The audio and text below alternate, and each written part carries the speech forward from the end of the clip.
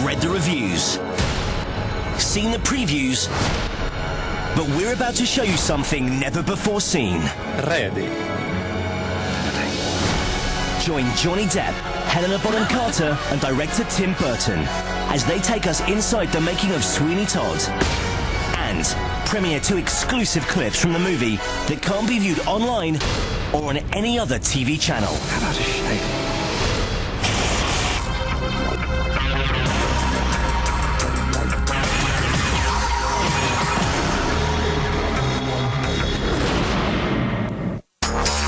Music. All right, you, sir. How about a shave? Murder. And melodrama. At last, my arm is complete again. Sweeney Todd is the latest film from a director whose subjects have ranged from paranormal detectives to surreal sweetmakers and now the demon barber of Fleet Street. Why don't you come upstairs, let me pamper you. Taking audiences places they'd never thought they'd go, and in ways they couldn't have imagined. You can only be in Tim Burton's world. It sounds very sleazy the way you put it.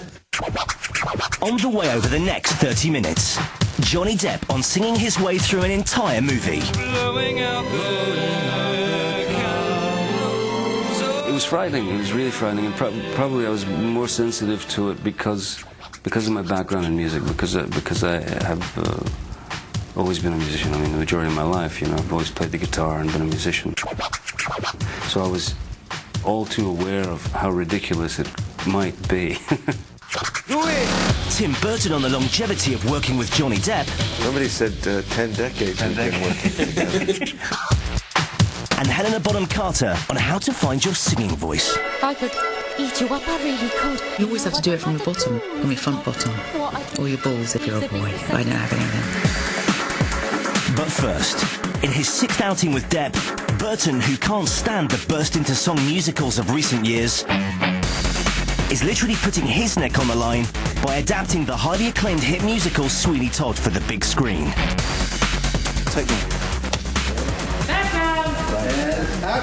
I'm not a real fan of like overly campy musicals. And what I loved about this was that it was melodramatic, and most of the story is told through the music. I mean, when we listened to the soundtrack, you could tell what the story was by the music. And all of the whole human race, Mrs. Lovett. There are 2 kinds of men and only 2.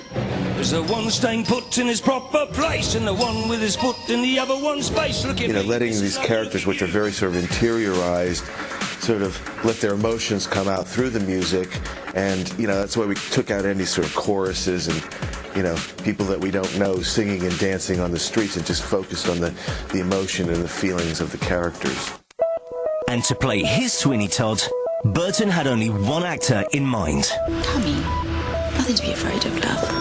I gave him the soundtrack about 5 years ago, something like that, and didn't talk to him about it for 5 years after that. I don't know if it took him that long to listen to it, but then I talked to him again after that period of time and just said if he thought he would be interested in it, and he said yes. That was good enough for me. I didn't know if he could sing. Neither did I. We were both kind of in the dark about that. But oddly, Tim had much more confidence in me than I did, For Depp, a master of disguise, whose stock has skyrocketed of late, the big ask was, could he act and sing at the same time? the history of the world, my love. It's beautiful, it's haunting, it's tragic, it's funny, it's there's a lot of layers. And then there's a great challenge of the idea of, can I sing? I don't know. So it's just kind of yes, you can. Just to check it out. It's just to see if it's possible. Musical enough to have been a guitarist in a variety of bands at an early age, Depp had never sung before. So to have him sing for an entire movie... You, sir! Anybody! Gentlemen, I don't be shy, not one man. ...was undoubtedly the filmmaker's biggest gamble. It was a huge fear factor. Probably for both of us, certainly, but... Well, I was more confident that he said yes, that he would be able to do it. I just knew that he wouldn't have said that otherwise. But I have to say, when I did hear the first demo, I was blown away because he took a very difficult musical and made it his own and gave it a sort of modern quality to it. You can still hear his voice come through and just an emotional depth to it, which you don't really get on stage. It's something that you hope for in a film where you really feel that actor coming through the music. How gratifying for once to know that those above also those down below. It was frightening. It was really frightening, and probably I was more sensitive to it because of my background in music, because I have always been a musician. I mean, the majority of my life, you know, I've always played the guitar and been a musician. So I was all too aware of how ridiculous it might be. But again, it was things like that as an actor, it's part of your responsibility to, you know, face those potential failures and, you know, meet them kind of head on, as it were. Ditching the more whimsical characters in the Depp Burton canon, this is a gruesome tale of vengeance set in 19th century London. Returning after 15 years of false imprisonment, may the Lord have mercy on your soul. barber Benjamin Barker disguises himself by changing his name. It's Todd now. Sweeney Todd. And he will have his revenge.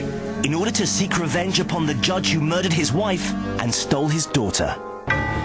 15 years dreaming I might come home to a wife and child.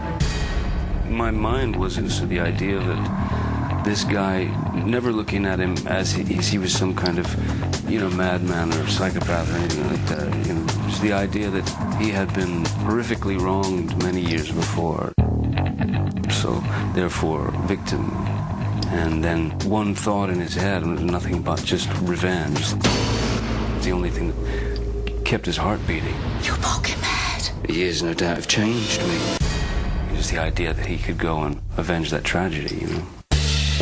Singing opposite Depp is Helena Bonham Carter, who plays the role of Sweeney's pie shop landlady. You drink this, you need it. The worst pies in London. A role she seemed destined to play. Apparently, when I was auditioning, a friend of mine said, who I was at school with, so, well, of course you're going to get it. And I thought she meant an allusion to the fact that I'm asleep with the director. And she said, no, because we used to call you Mrs. Lovett. You know, that was your nickname. We used to go around with little Mrs. Lovett hairdos. And I did, actually. So I guess she's been baking away, excuse the pun, for years. So it is you. Where is Lucy? Where is my wife? She was his landlady, and she kept his razors, I think with a hope, and just because that was probably all that she had left of him. You know, I don't think she necessarily even thought he was going to return. And now, not to be seen online or on any other TV channel, it's the first of our 2 exclusive never-before-seen clips, in which Sweeney is reunited with the tools of his trade. You there, my friend. I'm your friend. Come, let me hold you. If you only Now, Mr. with a Todd. sigh, Mr. Todd, you're warm in my hand, my friend.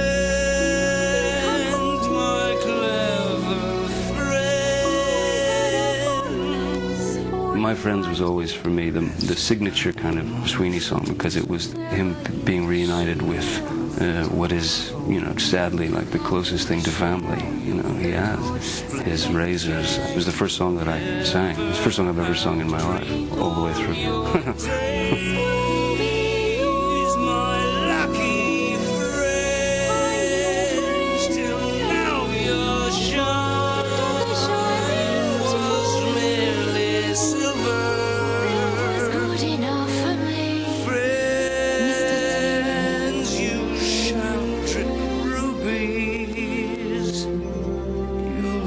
It was the first one we filmed as well, because it was kind of set up not only his relationship with the razors, but Mrs. Lovett's relationship with him. It sort of set up the whole tone of where the relationships were going to go.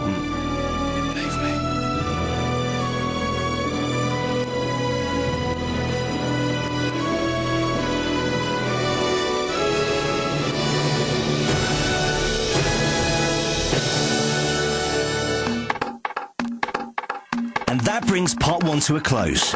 But stay tuned, as we'll be hitting you with another exclusive clip after the break. Sweeney's waiting. I want you bleeders. Plus, Tim Burton on how the music helped him shoot the movie. It gets everybody, the crew, myself, everybody gets into the same zone, and it was quite exhilarating. And Johnny Depp on singing in front of his fellow cast and crew members. You have to actually mortify yourself even more by belting it out on set, in front of your pals.